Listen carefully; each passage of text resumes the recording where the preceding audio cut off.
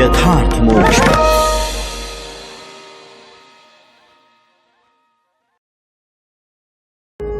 यथार्थ मोक्ष प्रस्तुत कर रहा है अतुल्य संपूर्ण महाभारत। श्री महाभारतम यक्ष युद्ध पर्व 161वां अध्याय। कुबेर का गंधमादन पर्वत पर आगमन और युधिष्ठिर से उनकी भेंट। जन्मेजय, पांडवों के प्रति कुबेर का मन प्रसन्न देखकर यक्ष और गंधर्व निर्विकार भाव से खड़े रहे।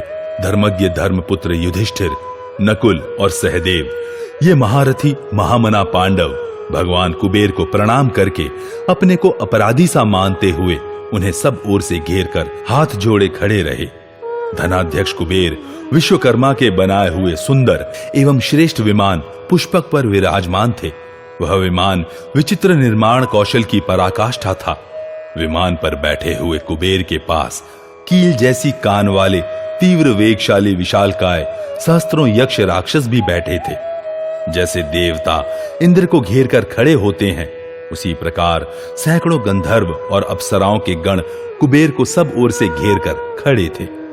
अपने मस्तक पर सुवर्ण की सुंदर माला धारण किए और हाथों में खड़ग, पाश तथा धनुष लिए भीमसेन धनाध्यक्ष कुबेर की ओर देख रहे थे।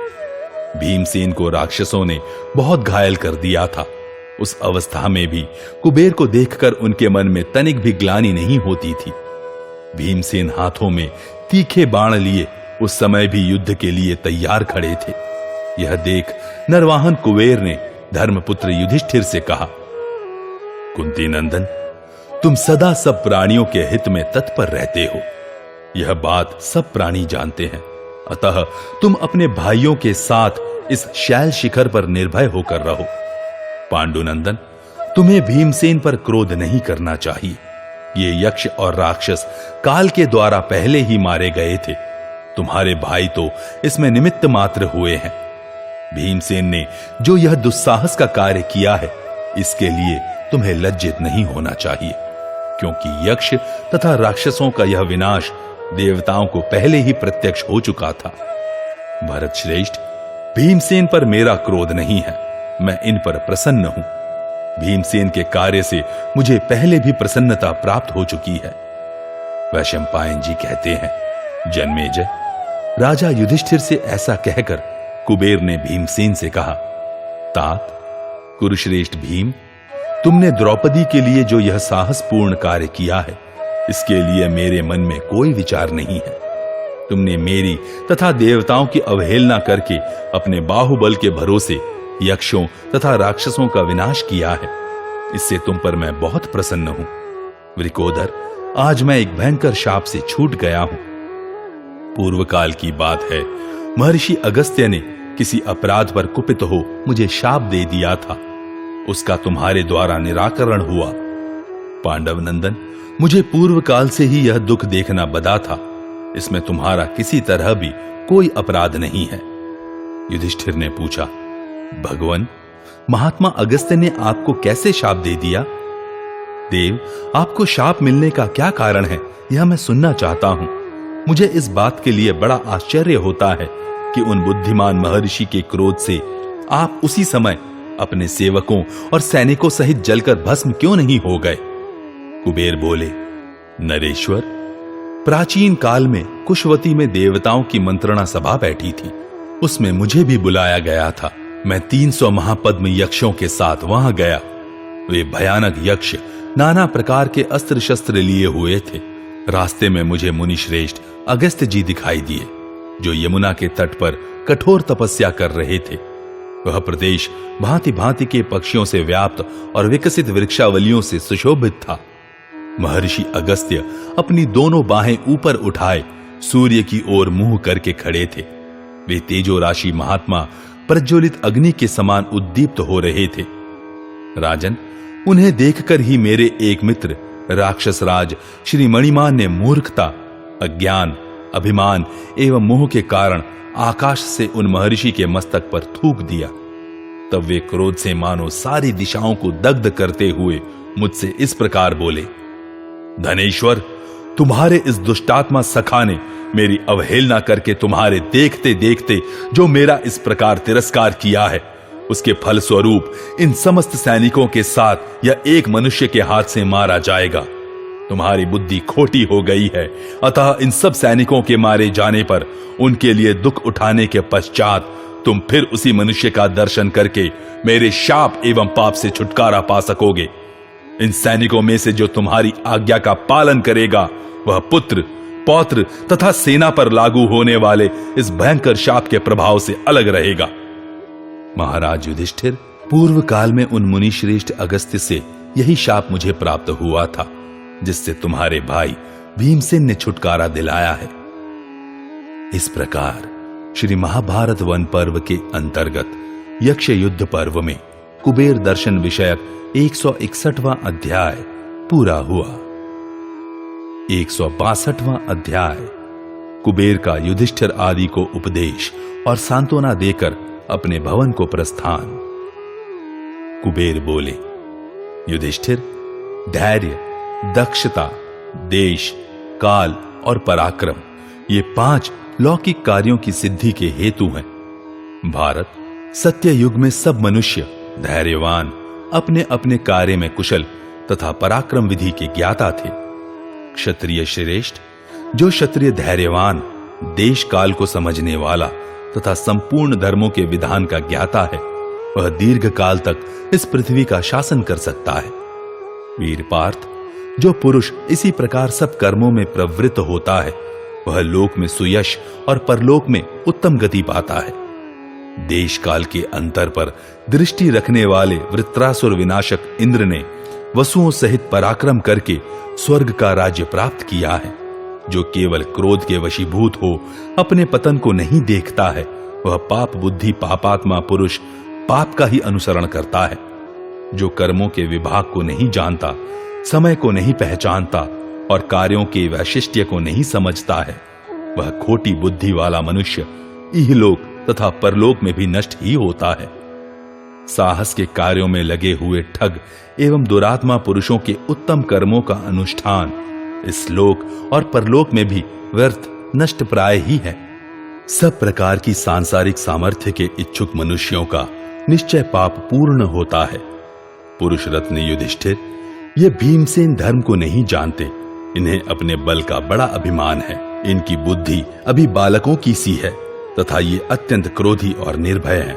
अतः तुम इन्हें उपदेश देकर काबू में रखो।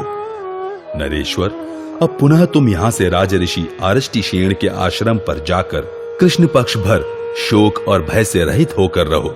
महाबाहु नरश्रेष्ठ, वहां अलका निवासी यक्ष तथा इस पर्वत पर रहने वाले सभी प्राणी मेरी आज्ञा के अनुसार गंधर्वों और किन्नरों के साथ सदा इन श्रेष्ठ ब्राह्मणों सहित तुम्हारी रक्षा करेंगे। धर्मात्माओं में श्रेष्ठ नरेश, भीमसेन यहां दुस्साहस पूर्वक आए हैं, यह बात समझाकर इन्हें अच्छी तरह मना कर दो, जिससे ये पुनः कोई अपराध न कर बैठे। राजन, अब से इस वन में रहने वाले सब यक्ष तुम लोगों की देखभाल करेंगे, तुम्हारी सेवा में उपस्थित होंगे और सदा तुम सब लोगों के संरक्षण में तत्पर रहेंगे। पुरुष रत्न पांडवों, इसी प्रकार हमारे सेवक तुम्हारे लिए वहां सदा स्वादिष्ट अन्न पान प्रचुर मात्रा में प्रस्तुत करते रहेंगे। तात युधिष्ठिर, जैसे अर्जुन देवराज इंद्र के, भीमसेन वायुदेव के और तुम धर्मराज के योग बल से उत्पन्न किए हुए निजी पुत्र होने के कारण उनके द्वारा रक्षणीय हो, तथा ये दोनों आत्मबल संपन्न नकुल सहदेव जैसे दोनों अश्विनी कुमारों से उत्पन्न होने के कारण उनके पालनीय हैं, उसी प्रकार यहां मेरे लिए भी तुम सब लोग रक्षणीय हो। अर्थ तत्व की विधि के ज्ञाता और संपूर्ण धर्मों के विधान में कुशल अर्जुन, जो भीमसेन से छोटे हैं, इस समय कुशल पूर्वक स्वर्गलोक में विराज रहे हैं। तात, संसार में जो कोई भी स्वर्गीय श्रेष्ठ संपत्तियां मानी गई हैं, वे सब अर्जुन में जन्म काल से ही स्थित हैं। अमित तेजस्वी और महान सत्वशाली अर्जुन में दम, दान, बल, बुद्धि, लज्जा, धैर्य तथा उत्तम तेज, ये सभी सद्गुण विद्यमान हैं। पांडुनंदन, तुम्हारे भाई अर्जुन कभी मोहवश निंदित कर्म नहीं करते।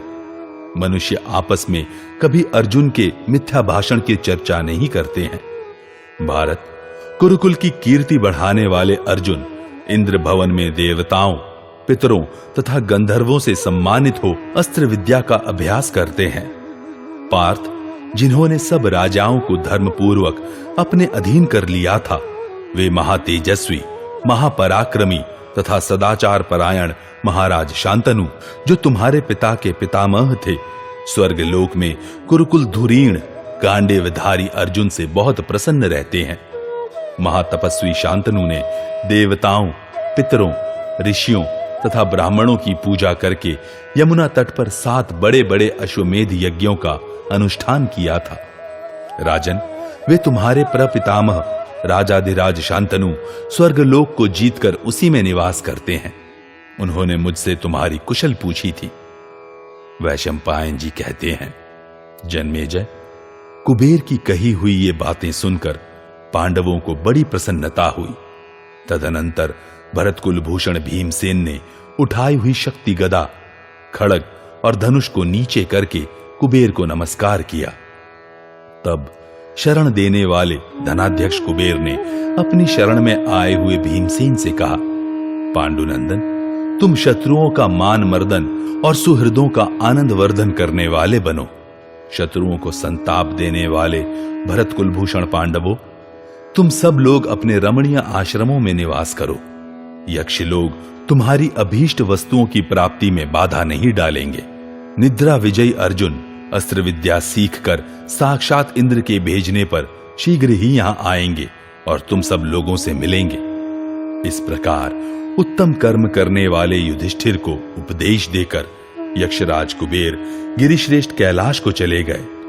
उनके पीछे सहस्त्रों यक्ष और राक्षस भी अपने अपने वाहनों पर आरूढ़ हो चल दिए। उनके वे वाहन नाना प्रकार के रत्नों से विभूषित थे और उनकी पीठ पर बहुरंगे कंबल आदि कसे हुए थे। जैसे इंद्रपुरी के मार्ग पर चलने वाले विविध वाहनों का कोलाहल सुनाई पड़ता है, उसी प्रकार कुबेर भवन के प्रति यात्रा करने वाले उत्तम अश्वों का शब्द ऐसा जान पड़ता था मानो पक्षी उड़ रहे हों। धनाध्यक्ष कुबेर के वे घोड़े अपने साथ बादलों को खींचते और वायु को पीते हुए से तीव्र गति से आकाश में उड़ चले। तदनंतर कुबेर की आज्ञा से राक्षसों के वे निर्जीव शरीर उस पर्वत शिखर से दूर हटा दिए गए। बुद्धिमान अगस्त्य ने यक्षों के लिए शाप की वही अवधि निश्चित की थी। जब वे युद्ध में मारे गए तब उनके शाप का अंत हो गया। महामना पांडव अपने उन आश्रमों में संपूर्ण राक्षसों से पूजित एवं उद्वेग शून्य होकर सुख से रात्रि व्यतीत करने लगे। इस प्रकार श्री महाभारत वन पर्व के अंतर्गत यक्ष युद्ध पर्व में कुबेर वाक्य विषयक 162वां अध्याय पूरा हुआ। 163वां अध्याय धौम्य का युधिष्ठिर को मेरु पर्वत तथा उसके शिखरों पर स्थित ब्रह्मा, विष्णु आदि के स्थानों का लक्ष्य कराना और सूर्य चंद्रमा की गति एवं प्रभाव का वर्णन। वैशंपायन जी कहते हैं, शत्रु दमन नरेश, तदनंतर सूर्योदय होने पर आरष्टिशेण सहित धौम्य जी नित्य कर्म पूरा करके पांडवों के पास आए। तब समस्त पांडवों ने आरष्टिशेण तथा धौम्य के चरणों में प्रणाम किया और हाथ जोड़कर सब ब्राह्मणों का पूजन किया। तदनंतर महर्षि धौम्य ने युधिष्ठिर का दाहिना हाथ पकड़कर पूर्व दिशा की ओर देखते हुए कहा, महाराज, वह पर्वतराज मंदराचल प्रकाशित हो रहा है जो समुद्र तक की भूमि को घेर कर खड़ा है। पांडुनंदन, पर्वतों, वनांत प्रदेशों और काननों से सुशोभित इस पूर्व दिशा की रक्षा इंद्र और कुबेर करते हैं। तात, सब धर्मों के ज्ञाता मनीषी महर्षि इस दिशा को देवराज इंद्र तथा कुबेर का निवास स्थान कहते हैं। इधर से ही उदित होने वाले सूर्य देव की समस्त प्रजा, धर्मज्ञ ऋषि, सिद्ध महात्मा तथा साध्य देवता उपासना करते हैं। समस्त प्राणियों के ऊपर प्रभुत्व रखने वाले धर्मज्ञ राजा यम इस दक्षिण दिशा का आश्रय लेकर रहते हैं। इसमें मरे हुए प्राणी ही जा सकते हैं। प्रेतराज का यह निवास स्थान अत्यंत समृद्धिशाली परम पवित्र तथा देखने में अद्भुत है। राजन, इसका नाम संयमन या संयमनीपुरी है। राजन, जहां जाकर भगवान सूर्य सत्य से प्रतिष्ठित होते हैं, उस पर्वतराज को मनीषी पुरुष अस्ताचल कहते हैं। गिरिराज अस्ताचल और महान जलराशि से भरे हुए समुद्र में रहकर राजा वरुण समस्त प्राणियों की रक्षा करते हैं। महाभाग, यह अत्यंत प्रकाशमान महामेरु पर्वत दिखाई देता है, जो उत्तर दिशा को उद्भासित करता हुआ खड़ा है। इस कल्याणकारी पर्वत पर ब्रह्मवेत्ताओं की ही पहुंच हो सकती है। इसी पर ब्रह्मा जी की सभा है, जहां समस्त प्राणियों के आत्मा ब्रह्मा स्थावर जंगम समस्त प्राणियों की सृष्टि करते हुए नित्य निवास करते हैं, जिन्हें ब्रह्मा जी का मानस पुत्र बताया जाता है और जिनमें दक्ष प्रजापति का स्थान 7वां है। उन समस्त प्रजापतियों की भी यह महामेरु पर्वत ही रोग शोक से रहित सुखद स्थान है। तात, वशिष्ठ आदि 7 देवऋषि इन्हीं प्रजापति में लीन होते और पुनः इन्हीं से प्रकट होते हैं। युधिष्ठिर, मेरु का वह उत्तम शिखर देखो, जो रजोगुण रहित प्रदेश है। वहां अपने आप में तृप्त रहने वाले देवताओं के साथ पितामह ब्रह्मा निवास करते हैं, जो समस्त प्राणियों की पंचभूतमय प्रकृति के अक्षय उपादान हैं, जिन्हें ज्ञानी पुरुष अनादि अनंत दिव्य स्वरूप परम प्रभु नारायण कहते हैं। उनका उत्तम स्थान उस ब्रह्मलोक से भी ऊपर प्रकाशित हो रहा है। देवता भी उन सर्व तेजोमय शुभ स्वरूप भगवान का सहज ही दर्शन नहीं कर पाते। राजन, परमात्मा विष्णु का वह स्थान सूर्य और अग्नि से भी अधिक तेजस्वी है और अपनी ही प्रभा से प्रकाशित होता है। देवताओं और दानवों के लिए उसका दर्शन अत्यंत कठिन है। तात, पूर्व दिशा में मेरु पर ही भगवान नारायण का स्थान सुशोभित हो रहा है, जहां संपूर्ण भूतों के स्वामी तथा सबके उपादान कारण स्वयंभू भगवान विष्णु अपने उत्कृष्ट तेज से संपूर्ण भूतों को प्रकाशित करते हुए विराजमान होते हैं। वहां यत्नशाली ज्ञानी महात्माओं की ही पहुंच हो सकती है। उस नारायण धाम में ब्रह्म ऋषियों की भी गति नहीं है, फिर महर्षि तो वहां जा ही कैसे सकते हैं। पांडुनंदन, संपूर्ण ज्योतिर्मय पदार्थ भगवान के निकट जाकर अपना तेज खो बैठते हैं। उनमें पूर्ववत प्रकाश नहीं रह जाता। साक्षात अचिंत्य स्वरूप भगवान विष्णु ही वहां विराजित होते हैं। यत्नशील महात्मा भक्ति के प्रभाव से वहां भगवान नारायण को प्राप्त होते हैं। भारत, जो उत्तम तपस्या से युक्त हैं और पुण्य कर्मों के अनुष्ठान से पवित्र हो गए हैं, वे अज्ञान और मोह से रहित योग सिद्ध महात्मा उस नारायण धाम में जाकर फिर उस संसार में नहीं लौटते हैं, अपितु स्वयंभू एवं सनातन परमात्मा देवदेव विष्णु में लीन हो जाते हैं। महाभाग युधिष्ठिर, यह परमेश्वर का नित्य अविनाशी और अविकारी स्थान है। तुम यहीं से इसको प्रणाम करो। कुरुनंदन, सूर्य और चंद्रमा प्रतिदिन इस निश्चल मेरुगिरी की प्रदक्षिणा करते रहते हैं। पाप शून्य महाराज, संपूर्ण नक्षत्र भी गिरिराज मेरु की सर्वतोभावेन परिक्रमा करते हैं। अंधकार का निवारण करना ही जिनका मुख्य कर्म है, वे भगवान सूर्य भी संपूर्ण ज्योतियों को अपनी ओर खींचते हुए इस मेरुगिरी की प्रदक्षिणा करते हैं।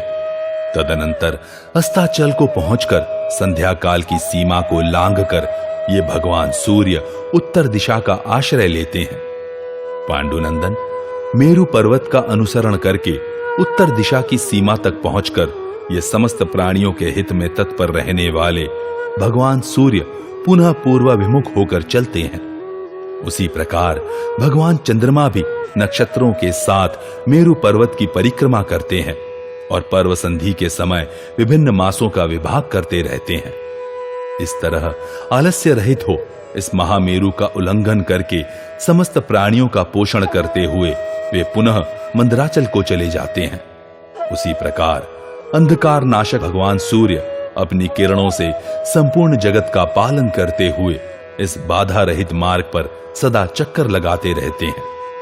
शीत की सृष्टि करने की इच्छा से ही सूर्यदेव दक्षिण दिशा का आश्रय लेते हैं, इसलिए समस्त प्राणियों पर शीतकाल का प्रभाव पड़ने लगता है। दक्षिणायन से निवृत्त होने पर वे भगवान सूर्य स्थावर जंगम सभी प्राणियों का तेज अपने तेज से हर लेते हैं। यही कारण है कि मनुष्यों को पसीना, थकावट, आलस्य और ग्लानि का अनुभव होता है तथा प्राणी सदा निद्रा का ही बार बार सेवन करते हैं। इस प्रकार इस अंतरिक्ष मार्ग को आवृत्त करके समस्त प्रजा की पुष्टि करते हुए भगवान सूर्य पुनः वर्षा की सृष्टि करते हैं। महातेजस्वी सूर्य देव वृष्टि, वायु और ताप द्वारा सुखपूर्वक चराचर जीवों की पुष्टि करते हुए पुनः अपने स्थान पर लौट आते हैं। कुंती नंदन, इस प्रकार ये भगवान सूर्य सावधान हो समस्त प्राणियों का आकर्षण और पोषण करते हुए विचरते और काल चक्र का संचालन करते हैं। युधिष्ठिर, यह सूर्य देव की निरंतर चलने वाली गति है। सूर्य कभी एक क्षण के लिए भी रुकते नहीं हैं। वे संपूर्ण भूतों के रसमय तेज को ग्रहण करके पुनः उसे वर्षा काल में बरसा देते हैं। भारत, ये भगवान सविता संपूर्ण भूतों की आयु और कर्म का विभाग करते हुए दिन रात कला, काष्ठा आदि समय की निरंतर सृष्टि करते रहते हैं। इस प्रकार श्री महाभारत वन पर्व के अंतर्गत यक्ष युद्ध पर्व में मेरु दर्शन विषयक 163वां अध्याय पूरा हुआ। 164वां अध्याय पांडवों की अर्जुन के लिए उत्कंठा और अर्जुन का आगमन। वैशंपायन जी कहते हैं, जन्मेजय, उस पर्वतराज गंधमादन पर उत्तम व्रत का आश्रय ले निवास करते हुए अर्जुन के दर्शन की इच्छा रखने वाले महामना पांडवों के मन में अत्यंत प्रेम और आनंद का प्रादुर्भाव हुआ। वे सब के सब बड़े पराक्रमी थे। उनकी कामनाएं अत्यंत विशुद्ध थीं। वे तेजस्वी तो थे ही, सत्य और धैर्य उनके प्रधान गुण थे। अतः बहुत से गंधर्व तथा महर्षिगण उनसे प्रेम पूर्वक मिलने जुलने के लिए आने लगे। वह श्रेष्ठ पर्वत विकसित वृक्षावलियों से विभूषित था। वहां पहुंच जाने से महारथी पांडवों के मन में बड़ी प्रसन्नता रहने लगी। ठीक उसी तरह जैसे मरुदगणों को स्वर्गलोक में पहुंचने पर प्रसन्नता होती है। उस महान पर्वत के शिखर मयूरों और हंसों के कलनाद से गूंजते रहते थे। वहां सब ओर सुंदर पुष्प व्याप्त हो रहे थे। उन मनोहर शिखरों को देखते हुए पांडव लोग बड़े हर्ष के साथ वहां रहने लगे। उस श्रेष्ठ शैल पर साक्षात भगवान कुबेर ने अनेक सुंदर सरोवर बनवाए थे जो कमल समूह से आच्छादित रहते थे। उनके जल शैवाल आदि से ढके होते थे और उन सब में हंस, कारंडव आदि पक्षी सानंद निवास करते थे। पांडवों ने उन सरोवरों को देखा। धनाध्यक्ष राजा कुबेर के लिए जैसे होने चाहिए वैसे ही समृद्धिशाली क्रीड़ा प्रदेश वहां बने हुए थे। विचित्र मालाओं से समावृत होने के कारण उनकी शोभा बहुत बढ़ गई थी। उनको मणि तथा रत्नों से अलंकृत किया गया था, जिससे वे क्रीड़ा स्थल मन को मोह लेते थे। अनेक वर्ण वाले विशाल सुगंधित वृक्षों तथा मेघ समूहों से व्याप्त उस पर्वत शिखर पर विचरते हुए सदा तपस्या में ही संलग्न रहने वाले पांडव उस पर्वत की महत्ता का चिंतन नहीं कर पाते थे। वीरवर जन्मेजय, पर्वतराज गंधमादन के अपने तेज से तथा वहां की तेजस्विनी महाऔषधियों के प्रभाव से वहां सदा प्रकाश व्याप्त रहने के कारण दिन रात का कोई विभाग नहीं हो पाता था। जिन भगवान सूर्य का आश्रय लेकर अमित तेजस्वी अग्निदेव संपूर्ण स्थावर जंगम प्राणियों का पोषण करते हैं, उनके उदय और अस्त की लीला को पुरुष सिंह वीर पांडव वहां रहकर स्पष्ट देखते थे। वे वीर पांडव वहां से अंधकार के आगमन और निर्गमन को अंधकार विनाशक भगवान सूर्य के उदय और अस्त की लीला को तथा उनके किरण समूहों से व्याप्त हुई संपूर्ण दिशाओं और विदिशाओं को देखकर स्वाध्याय में संलग्न रहते थे। सदा शुभ कर्मों के अनुष्ठान में तत्पर रहकर प्रधान रूप से धर्म का ही आश्रय लेते थे। उनका आचार व्यवहार अत्यंत पवित्र था। वे सत्य में स्थित होकर सत्यव्रत परायण महारथी अर्जुन के आगमन की प्रतीक्षा करते थे। इस पर्वत पर आए हुए हम सब लोगों को यहीं अस्त्र विद्या सीख कर पधारे हुए अर्जुन के दर्शन से शीघ्र ही अत्यंत हर्ष की प्राप्ति हो। इस प्रकार परस्पर शुभ कामना प्रकट करते हुए वे सभी कुंती पुत्र तप और योग के साधन में संलग्न रहते थे। उस पर्वत पर विचित्र वन कुंजों की शोभा देखते और निरंतर अर्जुन का चिंतन करते हुए पांडवों को एक दिन रात का समय 1 वर्ष के समान प्रतीत होता था। जब से धौम्य मुनि की आज्ञा लेकर महामना अर्जुन सिर पर जटा धारण करके तपस्या के लिए प्रस्थित हुए थे, तभी से उन पांडवों के मन में रंच मात्र भी हर्ष नहीं रह गया था। उनका मन निरंतर अर्जुन में ही लगा रहता था। ऐसी दशा में उन्हें सुख कैसे प्राप्त हो सकता था? गजराज के समान मस्तानी चाल से चलने वाले वे अर्जुन जब बड़े भाई युधिष्ठिर की आज्ञा लेकर काम्यक वन से प्रस्थित हुए थे, तभी समस्त पांडव शोक से पीड़ित हो गए थे। जन्मेजय अस्त्र विद्या की अभिलाषा से देवराज इंद्र के समीप गए हुए श्वेतवाहन अर्जुन का चिंतन करने वाले पांडवों का 1 मास उस पर्वत पर बड़ी कठिनाई से व्यतीत हुआ। इधर अर्जुन ने इंद्र भवन में 5 वर्ष रहकर देवेश्वर इंद्र से संपूर्ण दिव्यास्त्र प्राप्त कर लिए। इस प्रकार अग्नि, वरुण, सोम, वायु, विष्णु, इंद्र, पशुपति, ब्रह्मा, परमेष्ठि, प्रजापति, यम, धाता, सविता, त्वष्टा तथा कुबेर संबंधी अस्त्रों को भी देवेंद्र से ही प्राप्त करके उन्हें प्रणाम किया। तदनंतर उनसे अपने भाइयों के पास लौटने की आज्ञा पाकर उनकी परिक्रमा करके अर्जुन बड़े प्रसन्न हुए और हर्षोल्लास में भरकर गंधमादन पर आए। इस प्रकार श्री महाभारत वन पर्व के अंतर्गत यक्ष युद्ध पर्व में अर्जुनाभिगमन विषयक 164वां अध्याय पूरा हुआ।